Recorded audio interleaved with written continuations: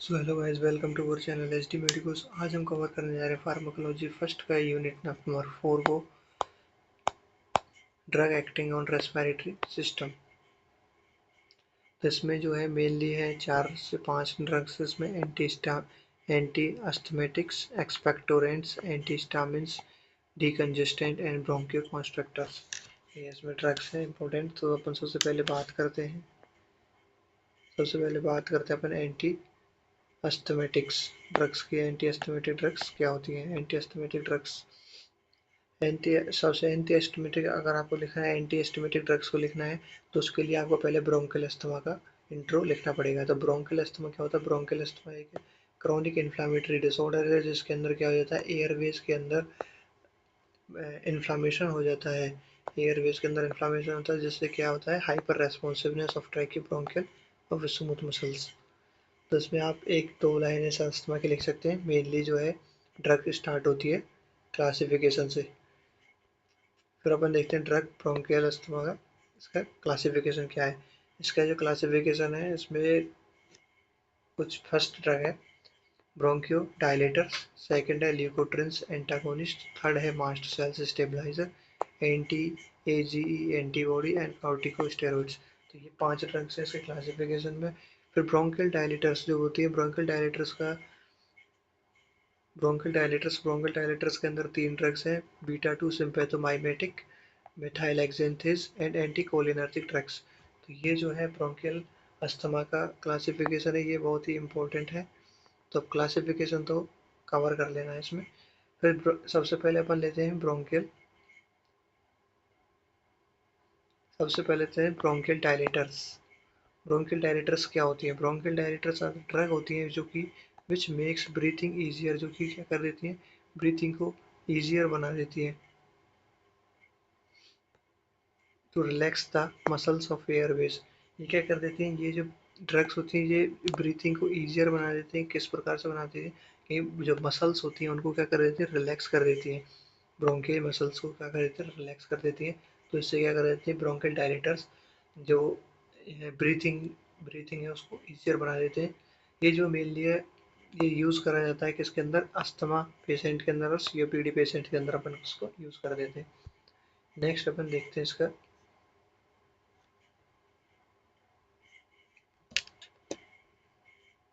Beta two sympathomimetic. इसका first part bronchial dilators का first part beta two सिम्पैथोमाइमेटिक्स।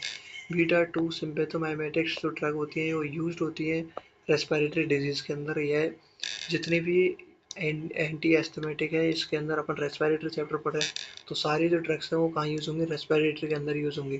तो इसके अंदर बीटा सिम्पैथोमाइमेटिक जो ड्रग है वो यूज़ होगी रेस्पिरेटरी डिजीज के अंदर, जैसे ब्रोंकियल अस्थमा, सीओपीडी, सब में कॉमन चलेगा आगे।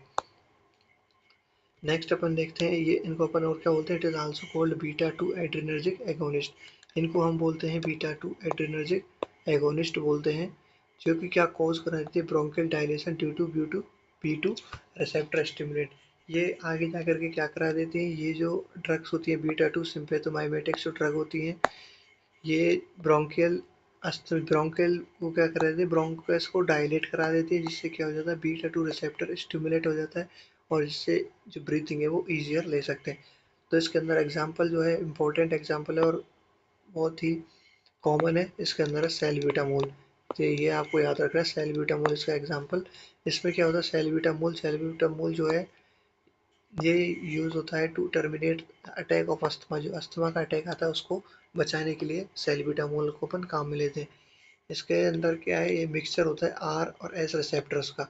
सेल्ब्यूटामोल क्या होता है, रिसेप्टर होता है आर एंड एस आइसोमर्स का क्या होता है, मिक्सचर होता है। इसके अपन मैकेनिज्म ऑफ एक्शन की बात करते हैं तो इसका मैकेनिज्म ऑफ एक्शन क्या होगा।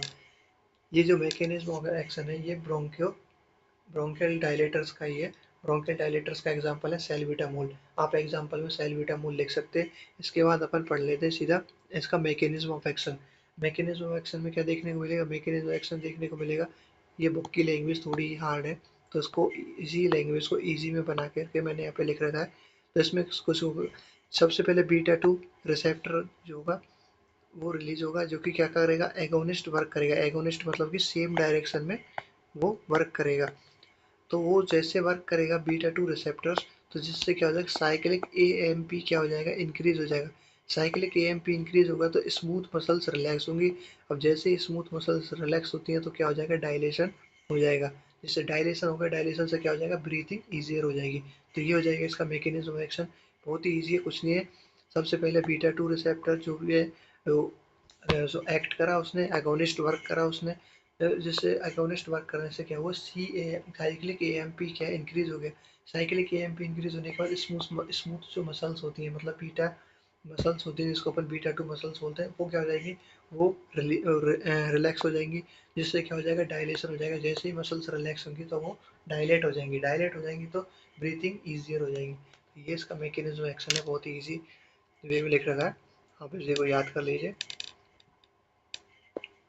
नेक्स्ट आ जाता है इंडिकेशन। इंडिकेशन हम इनको कहाँ कहाँ यूज़ कर सकते हैं, ये जो ड्रग्स हैं अपन इनको कहाँ कहाँ यूज़ कर सकते हैं, इनको यूज़ कर सकते हैं अपन एलर्जिक अस्थमा और exercise induced asthma, asthmatic patients के अंदर, सीओपीडी के अंदर अपन इसको यूज़ कर सकते हैं।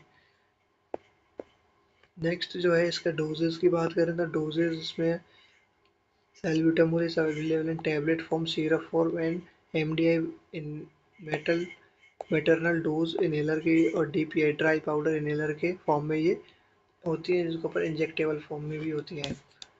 इसको यूज़ कर सकते हैं। एडल्ट के अंदर जो डोज है वो होगी 2 से 4 mg, एंड सिरप 2 से 5 ml हो जाएगी, mg ml। इन इनहेल में कितनी देनी है इसको, 200 से 400 mg देनी है 4 टाइम्स इन अ डे। तो मेनली जो अपन को पढ़ना है, मेनली अपन को फोकस रखना है, वो हमको रखना है इंट्रोडक्शन पे। ड्रग का क्या इंट्रो होता है, एग्जाम में भी आप इसी को लिख सकते हो। उसका मैकेनिज्म ऑफ एक्शन क्या होता है, उसका क्लासिफिकेशन क्या होता है, उसके इंडिकेशंस, उसके कॉन्ट्रा इंडिकेशंस क्या होंगे, एंड उसके साइड इफ़ेक्ट्स। मेनली जो है अपन को इसी चीज़ पर ध्यान रखना है। डोजेज वगैरह अगर आप ये याद भी नहीं रहती किसी को, इतनी सारी डोजेज हैं तो ये सारी डोजेज एक्यूरेट तरीके से किसी को याद नहीं रहते। एग्जाम में गलत लिखने से अच्छा है कि अपन जो अपन को अच्छे से याद है उस चीज़ को अपन एग्जाम में लिखें, जिससे कि नंबर अच्छे मिले। तो आप डोजेज वगैरह पे ज़्यादा ध्यान ना दें, सीधा आप इंडिकेशन देखें, कॉन्ट्रा इंडिकेशन देखें, इसके बाद मैकेनिज्म ऑफ एक्शन, क्लासिफिकेशन, इन चीज़ों पर फोकस करें अच्छे से लर्न हो। नेक्स्ट अपन देखते हैं इसका काउंटर इंडिकेशन। काउंटर इंडिकेशन जो है हाइपर सेंसिटिव टू ड्रग, ये जो है मोस्ट कॉमन, एक हर हर जो ड्रग के अंदर आपको एक कॉमन लिख देना, hyper sensitivity of drug.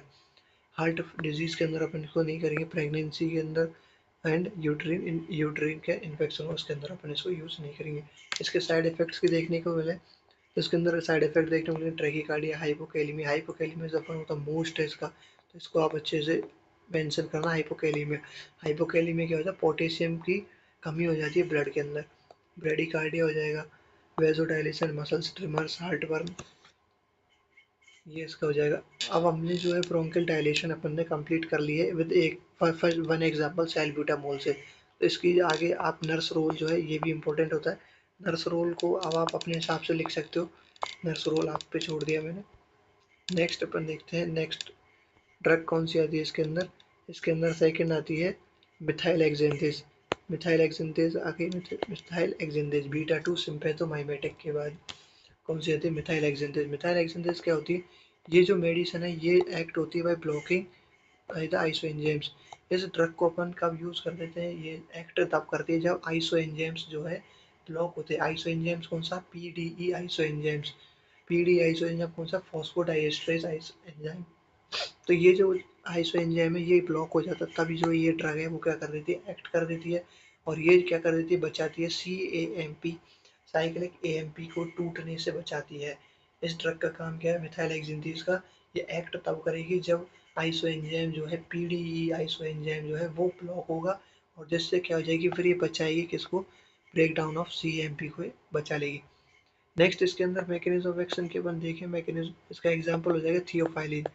Methyl एक्जेंथेस का एग्जांपल हो जाएगा थियोफाइलिन। अगर आपको एग्जांपल याद रह जाए तो लिखे, नहीं तो सीधा जो ड्रग का नाम लिखा उसके बाद उसका mechanism of action, mechanism of action भी इजी करके दे रखा है तो आप इसको लर्न कर सकते हैं। मैकेनिज्म ऑफ एक्शन क्या होगा, मैकेनिज्म ऑफ एक्शन होगा जो पीडीई है वो क्या हो जाएगा, रोक देंगे, इसको ब्लॉक कर देंगे, इनहिबिट या फिर ब्लॉक कर देंगे या इनहिबिट।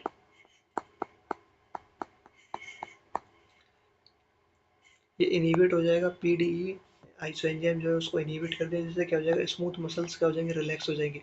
स्मूथ मसल्स रिलैक्स होंगे, उससे क्या हो जाएगा, साइक्लिक न्यूक्लियोटाइड जो है, मतलब साइक्लिक एएमपी जो है वो क्या हो जाएगा, रिड्यूस हो जाएगा। तो हमको इसका मैकेनिज्म एक्शन ओनली 3 स्टेप्स के अंदर देख लीजिए। पीडीई इनहिबिट होगा, वो ब्लॉक होगा, जिससे स्मूथ मसल्स रिलैक्स होंगे। अब जैसे स्मूथ मसल्स रिलैक्स हो गए, स्मूथ मसल्स के रिलैक्स होते ही क्या हो जाएगा, जो का साइक्लिक न्यूक्लियोटाइड है या फिर जो सी एम पी है वो क्या हो जाएगा, उसको अपन डिक्रीज कर देंगे, वो डिक्रीज हो जाएगा, तो क्या हो जाएगा, जो सी एम पी है वो अपना बच जाएगा, which prevent the break down of C M P, जिससे कि सी एम पी का ब्रेक डाउन नहीं होगा आगे। इसके अपन इंडिकेशंस की अपन बात करते हैं। इंडिकेशंस क्या हो जाएंगे, इसके इंडिकेशंस हो जाएंगे ब्रोंकियल अस्थमा, सीओपीडी, एपनिया, ये इसके इंडिकेशंस हो जाएंगे। इसके काउंटर इंडिकेशंस की अगर हम बात करें तो allergy to drugs, cardiovascular disorder, thyroid and liver dysfunctions. और एडवर्स इफेक्ट जो होते हैं, एडवर्स इफेक्ट हो जाएंगे हेड एक, नोजिया, वॉमिटिंग हो जाएगा, सीजर्स, गैस्ट्रिक पेन, ये इसके साइड इफेक्ट है। इसके बाद नर्स रोल आता है, नर्स रोल आप अपने हिसाब से देख लीजिएगा, इसमें से लर्न कर दीजिएगा बुक में से। नेक्स्ट जो आती है अपनी ड्रग है एंटीकोलिनर्जिक ड्रग। एंटीकोलिनर्जिक ड्रग कौन सी होती है, एंटीकोलिनर्जिक ड्रग होती है अपनी, ये क्या कर देती है, ये ब्लॉक और इनहिबिट द एसिटाइल कोलिन के एक्शन को क्या कर देती है, ये कम कर देती है, और ये बाइंड कर देती है M3 रिसेप्टर के साथ। और ये जो है ये यूज़ होती है ऑब्स्ट्रक्शन रेस्पिरेटरी डिजीज के अंदर यूज़ होती है। आइप्रेट्रोपियम, आइप्रेट्रोपियम जो है ये बाइंड हो जाती है M3 रिसेप्टर के साथ, ये बाइंड कर जाती है, जिससे ये क्या कर देती है, ये ऑब्स्ट्रक्शन ऑफ रेस्पिरेटरी डिजीज से बचाती है। ये इसके दोनों डिजीज के एग्जांपल्स हो जाएंगे, एंटीकोलिनर्जिक के टाइट्रोपियम ब्रोमाइड एंड आइप्रोपियम ब्रोमाइड।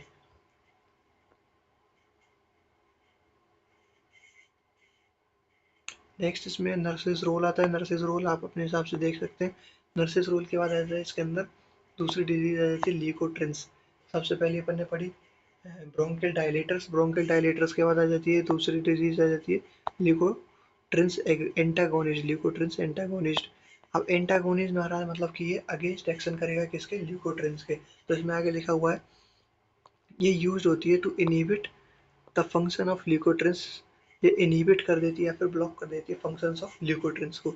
जब जो कि ल्यूकोट्रिंस क्या है, इन्फ्लामेटरी मीडिएटर्स है, जो कि क्या कर देते हैं, लेस इफेक्टिव कॉर्टिको स्टेरॉइड्स होते हैं। ल्यूकोट्रिंस के क्या कर देते हैं, एक्शन को ये इनहिबिट कर देती है ल्यूकोट्रिन एंटागोनिस्ट। और ये किस पे एक्ट कर देती है, ये एक्ट कर देती है ल्यूकोट्रिन रिसेप्टर के ऊपर एक्ट कर देती है, और ये क्या कर देती है, एक्शन ऑफ ल्यूकोट्रिन्स को इनहिबिट कर देती है। ल्यूकोट्रिन्स का एक इन्फ्लामेटरी मीडिएटर्स है। इसका जो बेस्ट एग्जांपल हो जाएगा मोंटेलिग्योकास्ट, ये मोस्ट कॉमन है, आप भी जानते होंगे मोंटेलिग्योकास्ट के बारे में। मोंटेलिग्योकास्ट क्या होती है, ये D4 रिसेप्टर को ब्लॉक कर देती है, मोंटेलिग्योकास्ट क्या कर देती है, D4 रिसेप्टर को ब्लॉक कर देती है। और इसके बाद जो है ये यूज होती है, किसके अंदर यूज होती है, माइल्ड टू मॉडरेट अस्थमा के अंदर इसको अपन यूज कर देते हैं मोंटेलिग्योकास्ट को। नेक्स्ट आ जाती है तीसरी जो ड्रग होती है वो कौन सी होती है, mast cell stabiliser. Mast cell stabiliser जो होती है ब्लॉक कर देती है मास्ट सेल को और स्टेबलाइज कर देती है मास्ट सेल्स को, जिससे क्या हो जाता है, preventing the release of histamine, जिससे कि जो है हिस्टामिन रिलीज ना हो। And other mediators, these mediators are main cause of allergy, जो ब्लॉक करती है ये मीडिएटर्स, वो मीडिएटर्स क्या कॉज करा रहे हैं, वो कॉज करा रहे थे एलर्जिक अस्थमा। उनको क्या कर देती है, ये स्टेबलाइज कर देती है मास्ट सेल्स जो होती है, स्टेबलाइज कर देती है मीडिएटर्स को, जिससे कि वो आगे एलर्जिक कॉज ना करें। नेक्स्ट अपन इसका एग्जांपल देखें तो एग्जांपल हो जाएगा इसका सोडियम क्रोमाक्लाइटेट सीटोफिन। जो सीटोफिन है इसका मोस्ट कॉमन एग्जांपल है, आप इसको याद रख सकते हो अगर एक हो जाए तो। नेक्स्ट इसमें अपन पढ़ते हैं कॉर्टिकोस्टेरॉइड्स। नेक्स्ट ड्रग है कॉर्टिकोस्टेरॉइड्स। कॉर्टिकोस्टेरॉइड्स क्या होती है, कॉर्टिकोस्टेरॉइड्स जो होती है oral inhale corticosteroids have anti inflammatory effect inhibiting the inflammatory cytotoxins. Oral जो इनहेल्स दो जो कॉर्टिकोस्टेरॉइड्स होती हैं वो क्या कर देती है, एंटी इन्फ्लेमेटरी इफेक्ट शो कर देती हैं, जिससे क्या होता है, ये स्टॉप कर देती हैं, यहाँ पे इनहिबिट कर देती हैं साइटोटॉक्सिन के प्रोडक्शन को। साइटोटॉक्सिन का प्रोडक्शन क्या कर देता है, म्यूकस प्रोडक्शन बढ़ा देता है, जिससे क्या हो जाता है ऑब्स्ट्रक्शन इन ब्रीथिंग सांस लेने में क्या हो जाती है, दिक्कत हो जाती है। इसके अपन reduce bronchial hyper activity mucosal, इसके अपन ये देख सकते हैं इसके अंदर क्या क्या इफेक्ट देखने को मिलेंगे। ट्रिगर स्टिमुलेशन, इसके बाद इसके टाइप ऑफ कॉर्टिकोस्टेरॉइड ओरल और इनहेल। ओरल जो होती है वो स्टेरॉइड टैबलेट बोलते हैं अपन जिसको, वो उसको अपन बोलते हैं ओरल। और इनहेल के अंदर जिसको अपन यूज कर रहे थे इनहेल कॉर्टिकोइड जो कैसे होता है highly topical and low systematic activity show करते हैं। इसके बाद अपन को देखने आई anti IgE antibody. Anti Ig antibody क्या है, अपना इम्यून सिस्टम इसको जनरेट करता है एलर्जिक रिएक्शंस के खिलाफ। तो इसमें आगे लिखा हुआ है एंटी आईजीई एंटीबॉडीज जो होती हैं अगेंस्ट काम कर देती हैं, किसके, आईजीई के अगेंस्ट काम कर देती हैं, एंटीबॉडी ऑफ इम्यून सिस्टम्स। ये जो है एंटीबॉडी होती है कहाँ की, इम्यून सिस्टम की एंटीबॉडीज। ये क्या कर देती है, ये सर्कुलेट विदाउट एक्टिवेटिंग, ये बिना कोई मास्ट सेल्स के एक्टिवेशन के ये क्या हो जाती है, सर्कुलेट हो जाती है और other inflammatory cells of bronchoconstrict, जिससे क्या कर देती है, ब्रोंकस को कॉन्स्ट्रिक्ट कर देती है। एंटी आईजी क्या कर देती है, एलर्जी कॉज कर देती है। अब जैसे ही एलर्जी होगी तो अपने इम्यून सिस्टम्स वर्क करेंगे और क्या प्रोडक्शन स्टार्ट कर देंगे, म्यूकस प्रोडक्शन कर देंगे। तो एक्सेसिव म्यूकस प्रोडक्शन हो जाएगा तो क्या हो जाएगा, जिससे अपन को सांस लेने में दिक्कत आएगी, उसके अंदर ब्रोंकस जो है अपना कॉन्स्ट्रिक्ट हो जाएगा, सिकुड़ने लगेगा। तो ये जो एंटी आईजी क्या कर देता है, आईजी के खिलाफ क्या करता है, अगेंस्ट वर्क करता है। एंटी एंटी मतलब होता है अगेंस्ट काम करना, तो एंटी क्या कर देता है, अगेंस्ट काम करता है आईजी के खिलाफ। आईजी एंटीबॉडी आपको पता है क्या कर देती है, एलर्जिक रिएक्शन को बढ़ा देती है, जिससे क्या हो जाए, म्यूकस प्रोडक्शन इंक्रीज हो जाता है। तो एंटी क्या कर देती है, उसको रोकती है, इसलिए इनका यूज़ करते हैं। इसके अंदर नर्सेस रोल होते हैं, नर्सेस रोल पूरी एंटी हिस्टामिनिक ड्रग्स के, तो आप लास्ट में इसको लिख सकते हैं। ये इसके अंदर आपको थेराप्यूटिक रिदम है, आप इसको देख लीजिएगा।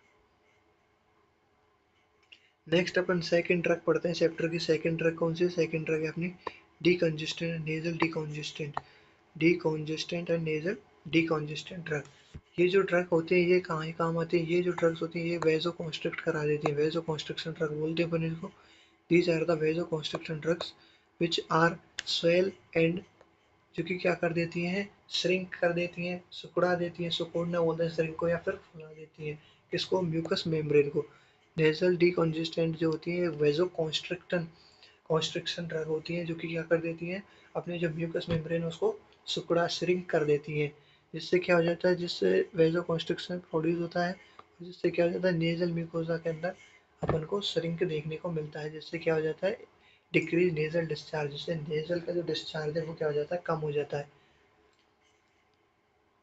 इसकी प्रॉपर्टीज हैं कुछ, इसको मेनली अपन यूज कर देते हैं कहाँ पे, कॉमन कोल्ड कफ के नेजल कंजेशन के अंदर यूज कर देते हैं। आपको समझ में आएगा नेजल डिकंजेशन क्या होती है, नेजल डिकंजेस्टेंट होती है वेजो कॉन्स्ट्रिक्शन ड्रग होती है, जो कि श्रिंक कर देती है म्यूकस मेम्ब्रेन को। सीधी सी डेफिनेशन है, ज़्यादा कुछ उसमें नहीं है। ये क्या कर देती है, श्रिंक कर देती हैं म्यूकस मेम्ब्रेन को, क्या कर देती हैं, सिकोड़ देती हैं। नेजल डिकंजेस्टेंट एक वेजो कॉन्स्ट्रिक्शन ड्रग होती है, ये लिख रखा है मैंने। बुक में सारी चीज़ें नहीं होती हैं, कुछ अपनी तरफ से ऐड ऑन करनी पड़ते हैं इजी वे में समझने के लिए, तो ऐसा मैंने आपके लिए शॉर्ट में सारी चीज़ें नोट के बुक के अंदर मेंशन कर रखी हैं। अगर आपको बुक की पीडीएफ चाहिए तो इंस्टा पे आप हमें बता सकते हैं, डीएम कर दें, एच डी मेडिकोज नाम से हमारा चैनल है, उस पर आप बता दीजिए,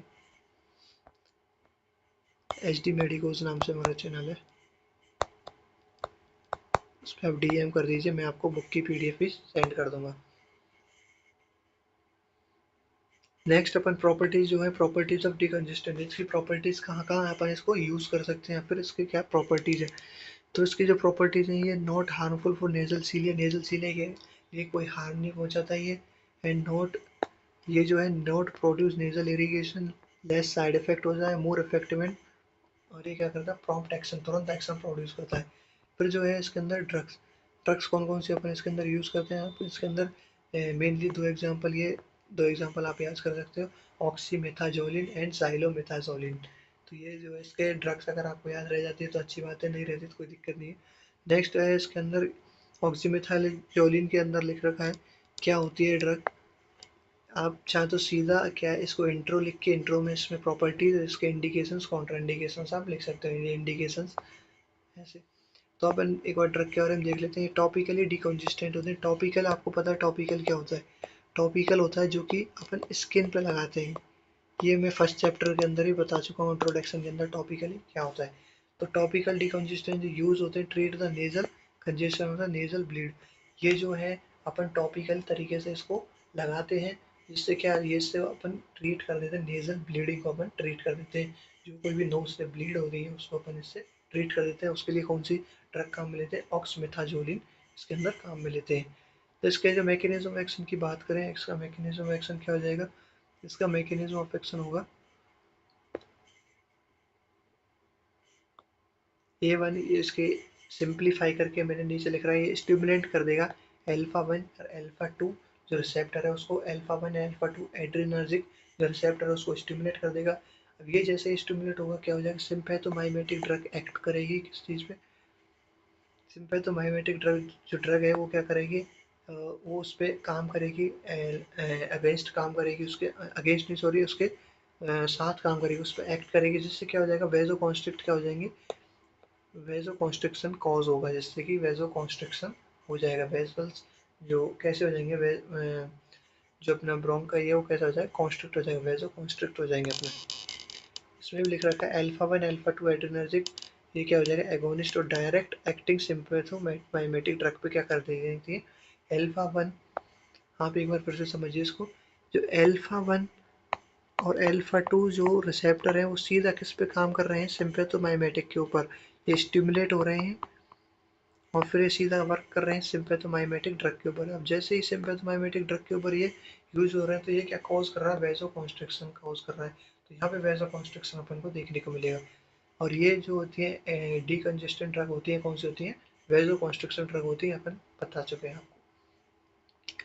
नेक्स्ट इसके अंदर इंडिकेशंस क्या क्या देखने को मिलेंगे, इंडिकेशंस में आपने देख लीजिए नेजल कंजेशन साइनसाइटिस के अंदर है जिसको यूज कर सकते हैं। कॉन्ट्राइंडिकेशन एलर्जी टू ड्रग, ये आपको कॉमन लिख देना है। आर्थेमियास थायराइड प्रॉब्लम के अंदर, हाई ब्लड प्रेशर के अंदर, ग्लाइकोमा स्किन ये आई की डिजीज है इसके अंदर, ग्लाइकोमा डायबिटीज इसके अंदर आप इसको यूज नहीं कर सकते। नेक्स्ट जो ड्रग है वो आती है, इसके साइड इफेक्ट्स भी दे रखे हैं। Side effects, common side effects है dryness, nose, sting, sneezing, dizziness, nausea, headache, mental changes, इसके साइड इफेक्ट्स अपन को देखने को मिलेंगे। नेक्स्ट अपन इसमें देखते हैं नर्सेस रूल। नर्सेस रूल जो है हाइपर सेंसिटिविटी पेशेंट को नहीं देना है, इंडिकेशन ड्रग हाई थेराप्यूटिक अपन को एवेलुएट करना है, इसका रेडनेस स्वेलिंग इसको मॉनिटर करना है, कोल्ड वाटर आप अपने हिसाब से उनको पढ़ लीजिएगा, एक बार रीडिंग लगा लीजिए। नेक्स्ट ड्रग अपन पढ़ते हैं कौन सी है, एक्सपेक्टोरेंट्स। एक्सपेक्टोरेंट्स क्या होता है, एक तरीके का कफ होता है। एक्सपेक्टोरेंट्स का अपन दूसरा मतलब अपन देख सकते हैं कफ। कफ क्या होता है, अब अपन को इसके अंदर एक इंट्रो में लिख देना है कफ। सबसे पहले कफ क्या होता है, कफ एक प्रोडक्टिव रिफ्लेक्स होता है जो कि क्या कर देता है, एक्सपेल कर देता है फॉरेन बॉडीज को, एक्सपेल कर देता है। कफ एक तरीके से प्रोटेक्टिव रिफ्लेक्स होता है जो कि बचाता है अपने को, कोई भी फॉरेन बॉडीज होती है, जैसे कोई फॉरेन बॉडीज है वो एंटर कर जाती है अपने बॉडी के अंदर, अब वो करती है नोज के थ्रू। अब जैसे ही वो अपने लंग्स तक पहुंचेगी तो क्या होगा, अपने कफ जो है कफ का प्रोडक्शन हाई हो जाएगा, कफ प्रोड्यूस होगा, तो जिससे क्या हो जाएगा, जो फॉरेन बॉडीज हैं, जो फॉरेन बॉडीज अंदर आई है तो वो क्या हो जाएंगे, वो उनको एक्सपेल आउट कर देंगे, वो बाहर आ जाएगी। कफ क्या करता है, हेल्प करता है जो फॉरेन बॉडीज है उसको बाहर निकालने का। तो ये आप इंट्रो लिख सकते हो एक्सपेक्टोरेंट्स के अंदर। फिर जो एक्सपेक्टोरेंट्स है वो कहाँ यूज होती हैं, एक्सपेक्टोरेंट्स जो ड्रग होती हैं which is enhance the secretion of sputum. Expectorants ऐसी ड्रग होती हैं जो कि क्या कर देती है, एनहेंस मतलब होती है बढ़ाना, ये बढ़ा देती है सीक्रेशन ऑफ स्पूटम, स्पूटम के सीक्रेशन को बढ़ा देती है और रिड्यूस द विस्कोसिटी, उसकी जो विस्कोसिटी मतलब कि गाढ़ापन जो होता है उसको क्या कर देती है, वो कम कर देती है। तो एक्सपेक्टोरेंट्स क्या होती है, expectorants is a drug which use to enhance the secretion of a sputum and reduce the viscosity of the sputum, जिससे क्या हो जाए, रिमूव द स्पूटम कफिंग, जिससे क्या हो जाए इजीली क्या हो जाए, स्पूटम बाहर आ जाए। स्पूटम बाहर आएगा तो क्या होगा, उसके साथ साथ फॉरेन बॉडीज भी एक्सपेल आउट हो जाएंगे। ये जो ड्रग है आल्सो नोन एज म्यूकोकाइनेटिक, इसको ड्रग को अपन क्या बोलते हैं, म्यूकोकाइनेटिक बोल रहे हैं। ये इसका क्लासिफिकेशन है ड्रग का, एक्सपेक्टोरेंट्स का क्लासिफिकेशन इसके अंदर अपन को देखने को मिलता है, सेक्रेटरी एनहेंसर और म्यूकोलाइटिक। म्यूकोलाइटिक लाइटिक मतलब आपको पता है क्या होता है, ब्रेक डाउन।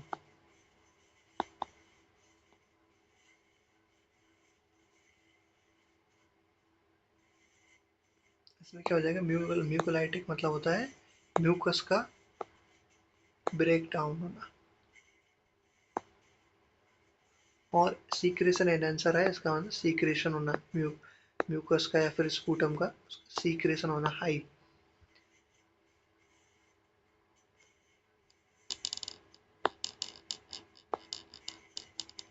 नेक्स्ट फिर अपन देखते हैं इसके अंदर इसके एग्जांपल्स में देखने को मिलेगा अपन को potassium citrate, potassium citrate, potassium iodine, दो एग्जांपल इसके अंदर आप याद रख सकते हो। एक्सक्रीशन एनहेंसर के अंदर, सीक्रेटरी एनहेंसर के अंदर potassium citrate and potassium iodine, और म्यूकोलाइटिक के अंदर आप याद रख सकते हो ब्रोमेक्सिल और एम्ब्रोक्सोल। कोई भी अगर आपको एक भी एग्जांपल इसमें से याद रह जाता है तो वो एकदम ठीक रहेगा। आप इसमें से एक एग्जांपल कोई सा भी याद कर लेना। आपके चार एग्जांपल है, एसिटाइल सिस्टीन कार्बो सिस्टीन, ये एग्जांपल्स दे रखे हैं, इनको देख लेना। तो मेनली आपको क्लासिफिकेशन याद होना चाहिए। क्लासिफिकेशन इसमें क्या होता है, इसके अंदर दो ड्रग आती हैं, सीक्रेशन एनहेंसर, म्यूकोलाइटिक, इन चीज़ को याद रखना। नेक्स्ट अपन देखते हैं सीक्रेशन एनहेंसर क्या होता है। सीक्रेशन एनहेंसर होते हैं, ये क्या कर देते हैं, ब्रोंकल सीक्रेशन करा देते हैं वेरियस एक्शंस के लिए क्या करा देते हैं, ये ब्रोंकल को सीक्रेट करा देते हैं। इसके अंदर होता है potassium iodine, potassium citrate, potassium iodine मतलब साल्ट एक्शन को सीक्रेट करता है, सिट्रेट मतलब पोटेशियम साल्ट सिट्रिक एसिड को सीक्रेट करता है, यूज्ड फॉर डायूरेटिक्स।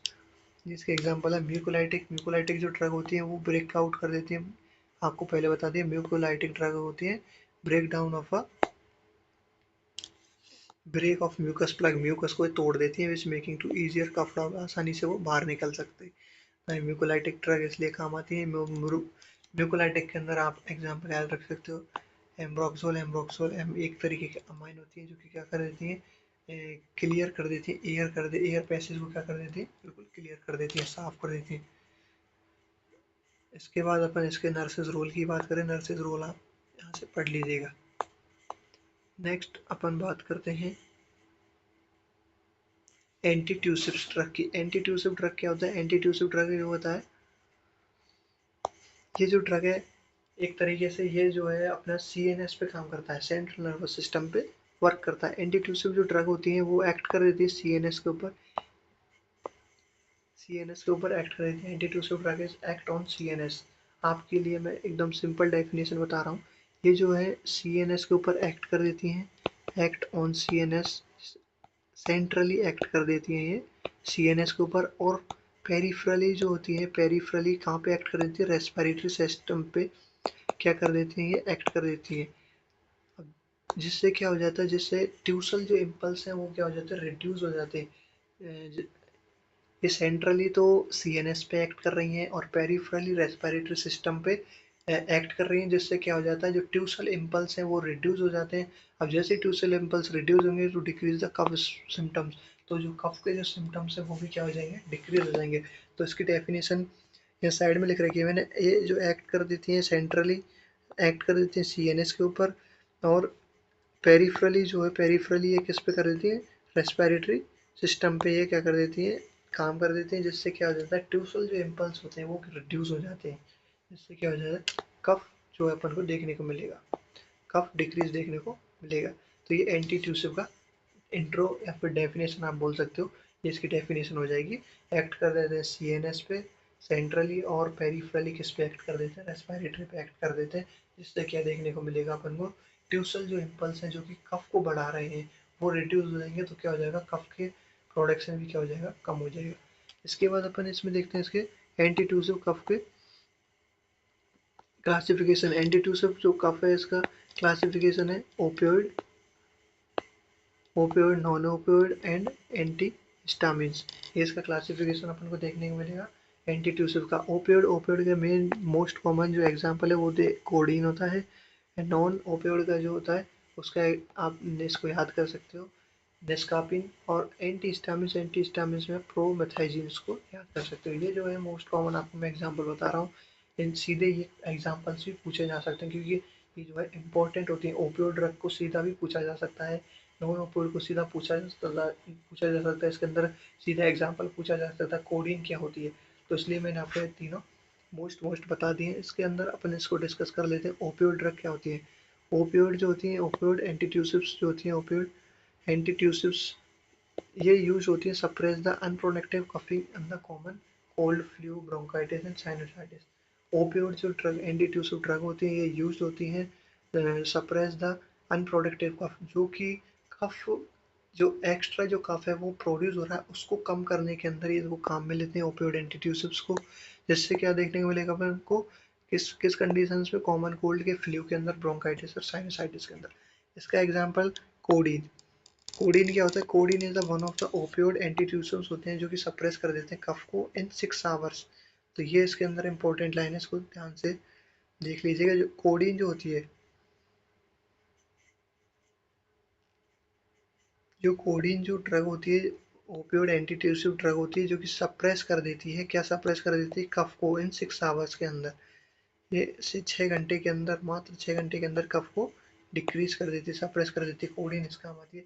कोडीन के जो यूजेस की अपन बात करें तो एनाल्जेसिक के अंदर आप यूज कर सकते हो, सेडेटिव के अंदर यूज कर सकते हो, और कफ सप्रेशन के अंदर यूज कर ही रहे हैं अपन इसको। तो इसके जो मेनली कहाँ कहाँ यूज कर सकते हैं अपन, यूजेस हो जाएंगे इसके एनाल्जेसिक। एनाल्जेसिक मतलब माइल्ड से मॉडरेट पेन के अंदर सही करने के अंदर इसको यूज कर सकते हैं। सेडेटिव्स के अंदर यूज कर सकते हैं, और कफ सप्रेशन के अंदर अपन इसको यूज कर सकते हैं। तो इसके मेन साइड इफेक्ट क्या देखने को मिलेंगे, साइड इफेक्ट अपन को देखने को मिलेंगे drowsiness, constipation, headache, dry mouth तो देखने को मिलेगा। कॉन्ट्राइंडिकेशंस की अपन बात करें तो इसके अंदर देखने को मिलेगा इलियस, एक्यूट डायरिया देखने को मिलेगा, and not advice to asthmatic patient को अपन इसको एडवाइस नहीं करेंगे। इसके बाद नॉन ओपियोइड एंटीट्यूसिव्स आ जाती है। नॉन ओपियोइड एंटीट्यूसिव्स जो होती है, नॉन ओपियोइड एंटीट्यूसिव्स जो होती है, क्या होती है, नॉन ओपियोइड एंटीट्यूसिव्स जो ड्रग यूज होती है किसके अंदर, ये यूज होती हैं एंटीट्यूसिव के अंदर, एनाल्जेसिक के अंदर, एंटी हिस्टामिन्स इफेक्ट के अंदर। तो नॉन ओपियोइड के अंदर सीधा सीधा सा ये है, 3 जगह यूज होती है, एंटीट्यूसिव के अंदर, एनाल्जेसिक के अंदर, और एंटी हिस्टामिन्स के अंदर। इसके अपन देखें एडवर्स इफेक्ट क्या देखने को मिलेगा, एडवर्स इफेक्ट देखने को मिलेगा इसको नेक्रोटिक्स, नारकोटिक्स, सॉरी, इसका एडवर्स इफेक्ट देखने को मिलेगा नारकोटिक्स। और इसकी अपन बात करते हैं used in suppress coughing, coughing को सप्रेस। जितनी भी ये जो ड्रग्स है ये क्या कर रही है, सब कफ को सप्रेस कर रही हैं। एंटीट्यूसिव ड्रग क्या कर रही हैं, सप्रेस कर रही हैं कफ को, जितनी भी ड्रग्स। तो नेक्स्ट अपन बात करते हैं इसके बाद एंटीहिस्टामिन्स। एंटीहिस्टामिन्स क्या होती है, एंटीहिस्टामिन्स आज हम इसको वन शॉट के अंदर इस चैप्टर को हम कंप्लीट कर देंगे। थोड़ा सा रोचा है, एक ब्रोंको कॉन्स्ट्रिक्टर्स और पढ़नी है बस, इसके बाद ये चैप्टर खत्म हो जाएगा। थोड़ी सी वीडियो बड़ी हो गई मेरे को पता है, बट इसको वन शॉट के अंदर ही कवर कर देते हैं। ये जो है एंटी हिस्टामिन्स जो होती हैं क्या कर देती है, एंटी हिस्टामिन्स आपको पता है, एंटी लग रहा है, एंटी मतलब कि अगेंस्ट वर्क करेंगी। तो इसके अंदर क्या आ जाएगा, antagonist the action of histamines mainly H2। तो ये जो एंटी हिस्टामिन्स है ये हिस्टामिन्स के अगेंस्ट काम कर देती है, mainly H2 anti histamine. Mainly कौन सी होती है, H2 हिस्टामिन्स होती है। ये जो ड्रग होती है हेल्प कर देती है relief in cough and to sedative. तो इसमें भी वही है, रिलीफ कर देती है कफ को। इसके जो एग्जांपल्स हैं इसको देख सकते हैं आप, क्लोरोफेनारामीन, मेलेट, ये इसके प्रोमेथाजीन, इसका मैंने आपको इंपॉर्टेंट बताया था, इसको आप याद कर लेना, प्रोमेथाजीन। इसके हम फर्स्ट जनरेशन ऑफ एंटीहिस्टामिन्स है जो कि यूज होता है allergic rhinitis, conjunctivitis and uncomplicated skin conditions के अंदर इसको यूज कर देते हैं। और ये toxicity manifested as CNS, depression, tachycardia, ये कहाँ का टॉक्सिक इफेक्ट शो करेगा, काउंटर इंडिकेट करेगा ये CNS डिप्रेशन के अंदर, टैकीकार्डिया, रेस्पिरेटरी डिप्रेशन और डिलीरियम के अंदर ये टॉक्सिक इफेक्ट शो करेगा। तो प्रोमेथाजीन को एक बार देख लीजिएगा। इसके बाद नर्सेस रोल, नर्सेस रोल क्या होती है एंटीट्यूसिव्स के, ये आपके आगे हैं नर्सेस रोल, आप इनको रीडिंग लगा लीजिए। नेक्स्ट जो लास्ट एंड फाइनल है ब्रोंको कॉन्स्ट्रिक्टर्स। ब्रोंको कॉन्स्ट्रिक्टर्स क्या होते हैं, ब्रोंको कॉन्स्ट्रिक्टर्स, कॉन्स्ट्रिक्शन मतलब अभी आपको पता है, कॉन्स्ट्रिक्शन मतलब होता है नैरोइंग, या फिर उसको सिकोड़ना, उसको श्रिंक करना, ये होता है कॉन्स्ट्रिक्ट का मतलब। तो यहाँ पे भी क्या हो जाएगा, यहाँ पे ब्रोंको क्या हो जाएगा, कॉन्स्ट्रिक्ट हो जाएगी। Narrowing the lumen of the bronchus and bronchioles, इसके अंदर क्या हो जाएगा, ये जो ड्रग है ये यूज़ होती हैं, विच कॉज क्या कर देती हैं, narrowing the lumen of bronchus, जो ब्रोंकस की जो ल्यूमन है उसको नैरो कर देती है। और फिर क्या कर देती है, जो नैरोइंग एयरवे वो क्या कर देती है, tightening of the bronchial smooth muscles. अब जब मसल्स टाइट होंगी तो वो क्या कॉज करेंगे, वो ब्रोंकस को, जो ल्यूमन है उसको क्या कर लेंगे, टाइट होने के बाद उसको कॉन्स्ट्रिक्ट कर लेंगे, जो मसल्स है वो क्या हो जाती है, टाइट हो जाती है। तो इसके जो सेल मीडिएटर्स है वो क्या हो जाएंगे, इसके सेल मीडिएटर्स हिस्टामिन्स, ल्यूकोट्रिन्स और प्रोस्टाग्लैंडिन, ये जो अपन को सेल मीडिएटर्स इसके अंदर देखने को मिलेंगे। हिस्टामिन्स हो गया, ल्यूकोट्रिन्स हो जाएगा और प्रोस्टाग्लैंडिन। हिस्टामिन्स क्या कॉज कर देता है, ब्रोंकोकॉन्स्ट्रिक्टर्स, और एंटी हिस्टामिन्स क्या कर देता है, ब्रोंको डायलेटर। तो इसके बाद ड्रग्स की अपन बात करें तो ड्रग्स इसमें दो दे रखे हैं, मिथाकोलिन एंड प्रोप्रेनोल। मिथाकोलिन जो है डायग्नोसिस करता है ब्रोंकियल हाइपरसेंसिटिविटी, जो ब्रोंकस से जितनी जो भी एलर्जी होती है उसको डायग्नोसिस के काम में लेते हैं, बट इसको अपन यूज़ नहीं कर देते हैं पेशेंट्स ऑफ अस्थमा।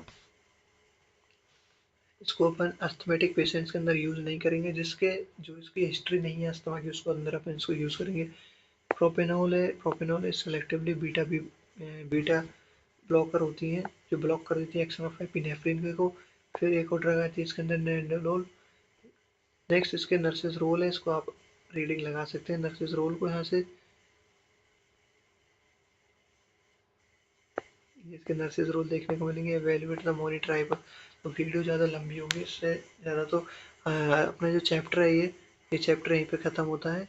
इसके अंदर हमने डिस्कस कर लिया था, इसके अंदर ब्रोंको ब्रोंकोल अस्थमा या अस्थमेटिक ड्रग्स को अपन इसके अंदर डिस्कस कर चुके हैं, एंटी ट्यूसिप्स को अपन इसके अंदर डिस्कस कर चुके हैं, डीकंजेस्टेंट को कर चुके हैं, ब्रोंकियल कॉन्स्ट्रिक्ट को देख लिया हमने। जितनी भी इसमें ड्रग्स हैं, एंटी हिस्टामिन्स देख लिए, कॉर्टिकोस्टेरॉइड, सारी जितनी ड्रग्स हैं अपन इसके अंदर कवर कर चुके हैं। तो अगर आपको ये वीडियो पसंद आई तो चैनल को सब्सक्राइब कर देना, वीडियो को लाइक कर देना, और अगर आपको ऐसे ही बेस्ट कंटेंट चाहिए तो चैनल को सब्सक्राइब कर देना, बेल आइकन को प्रेस कर लेना, जैसे सबसे पहले नोटिफिकेशन आपको मिले। तो चलिए मिलते हैं अगली वीडियो में, तब तक के लिए नमस्कार।